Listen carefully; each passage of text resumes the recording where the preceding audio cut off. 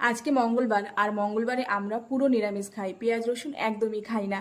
তাই ভাবলাম আজকে একটু খিচুড়ি বানিয়ে ফেলি। আর ঠান্ডার দিনে খিচুড়ি খেতে দারুণ লাগে। আর ঠান্ডার দিনে নানা রকম সবজিও পাওয়া যায়, সেই কারণে খুবই ভালো লাগে খিচুড়ি। তো আজকে অনেক দিন পর আমি খিচুড়ি রান্না করছি। সেই গরমের দিনে একবার রান্না করেছিলাম, আর আজকে অনেক দিন পর। আর আমি অনেকবার চেষ্টা করি সেই ভোগের মতন করে খিচুড়ি বানানোর, কিন্তু সেই স্বাদটা আর কোনো মতেই আসে না। আর ভোগের প্রসাদের স্বাদ তো আর এমনি এমনি আসবে না, সেই স্বাদই আলাদা থাকে যতই রান্না করি না কেন বা যতই চেষ্টা করি না কেন সেরকম করার। একমাত্র ভোগের প্রসাদই সেরকম স্বাদ আসবে। তো যাই হোক, দেখো বন্ধুরা, সরিষার তেলের মধ্যে আমি এক এক করে সব সবজিগুলো ভেজে নিলাম। সবার প্রথমে হচ্ছে গাজর, বিনস, তারপর হচ্ছে মিষ্টি কুমড়া, আলু, তারপর সবার শেষে ফুলকপি ভেজে নিলাম। আর ফুলকপিটা একটু গরম জলে ভাপ দিয়ে নিয়েছিলাম।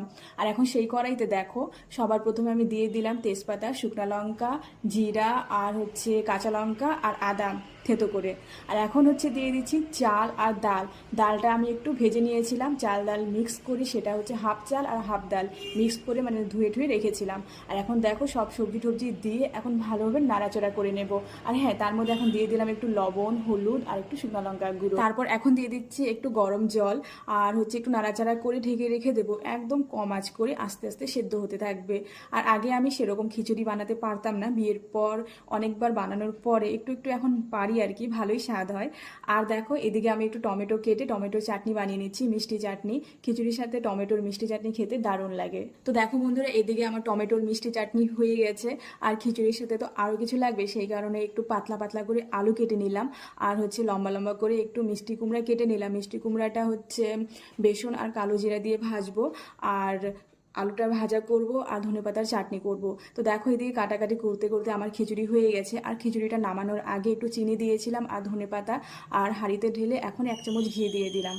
তারপর সেই কড়াইতে হচ্ছে মিষ্টি কুমড়া ভেজে নিলাম আর আলু ভেজে নিলাম, তারপর ধনেপাতার চাটনি বেটে এখন চলে এসেছি খেতে।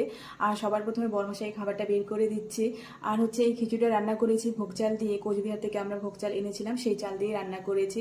আর ভোগ চাল ছাড়া অন্য চাল দিয়ে খিচুড়ি রান্না করলে সেরকম স্বাদ আসে না।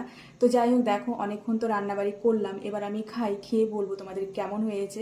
তো খেলাম, মানে খেয়ে দেখলাম খুবই টেস্টি হয়েছে। এখন তো ঠান্ডার দিন চলে এসেছে, এখন আমি প্রায় প্রায় খিচুড়ি রান্না করব।